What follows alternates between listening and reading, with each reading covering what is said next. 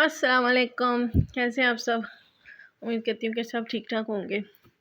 तो आज मैं आपको बताऊंगी कि मैं अपनी अम्मी और खाला के तरीके से जो है वो मैं पराठा कैसे, उन्हीं से मैंने सीखा था। मैंने कहा मैं आपके साथ भी शेयर करूँ कि मैं ये पराठा कैसे बनाती हूँ।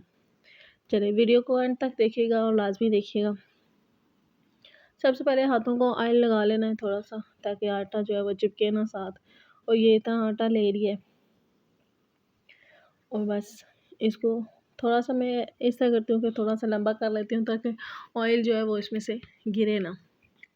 तो इसमें अब ये घी डालूँगी मैं, तो अब इसको बंद कर दूँगी। तो बस अभी इसको बंद कर लूँगी ताकि ऑयल जो है वो सारा इसमें से बाहर ना आए। हर साइड से इसको बस अच्छे से बंद कर लूँगी।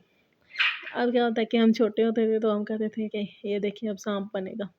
तो बस इसको थोड़ा सा लंबा करके इसका सांप कहते हैं, सांप बना लें बस।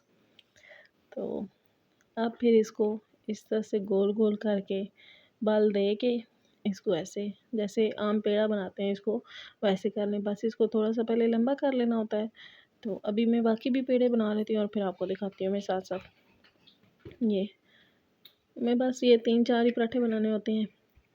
तो बस अभी आपके साथ में शेयर करती हूँ कि अब इसको पराठा बनाना है। सबसे पहले इसको खुशका लगा लेंगे।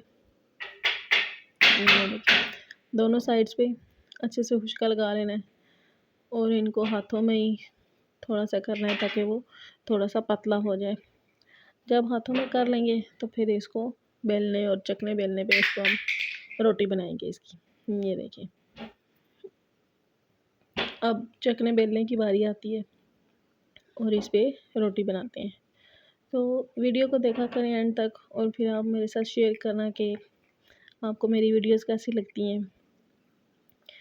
एंड तक बताइएगा, कमेंट्स किया करें ताकि मुझे भी थोड़ी सी अप्रिसिएशन हो जाती है। तो ये देखिए बस रोटी अच्छे से बन गई है। अब इसको उठा के क्या करना है कि आपने इसको हाथों पे थोड़ा सा फैला लेना है। इस तरह थोड़ी सी बड़ी भी बन जाएगी और पराठा जो है वो थोड़ा सा पतला भी हो जाएगा और मज़े का क्रिस्पी पराठा बनेगा। बस इतना 3 से 4 दफ़ा आपने इसको आगे पीछे कर लेना है। और ये बस ये देखें सुबह का नाश्ता बन रहा है साथ साथ और तवा भी गर्म हो गया। तो अब इसमें रोटी डाल देते हैं। ये देखें अल्हम्दुलिल्लाह से पराठा जो बड़े मज़े का बना है। अब ये देखें जब इसकी साइड चेंज करूँगी मैं, फिर उस पर मैंने लगाना है घी लगाना है। ऑयल से भी पराठे अच्छे बनते हैं, लेकिन घी के जो पराठे होते हैं ना उनका अपना ही मज़ा होता है, बहुत मज़े के बनते हैं। आप देखना कि उन दोनों का जो टेस्ट होता है ना वो बहुत ही ज़्यादा चेंज होता है ऑयल और घी से। तो ये मैं डालडा घी यूज़ करती हूँ और ये बस इसमें एक साइड पे लगा दिया है।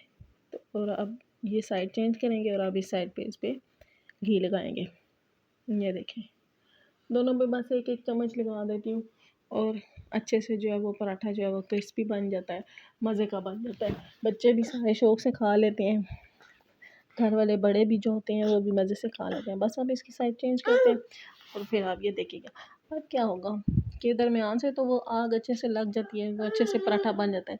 लेकिन जो पराठे की साइड्स होती हैं वो अक्सर रह जाती हैं। तो अब मैं यहाँ पे क्या करती हूँ कि पराठे को चिमटे से पकड़ के और उसकी जो साइड्स होती हैं इनको ऐसे मैं पका लेती हूँ सेंटर में रख के। ये देखिए ऐसे दोनों साइड से ऐसे ही करूँगी और इसी तरह मैंने अपना पराठा जो है वो बना लेना है।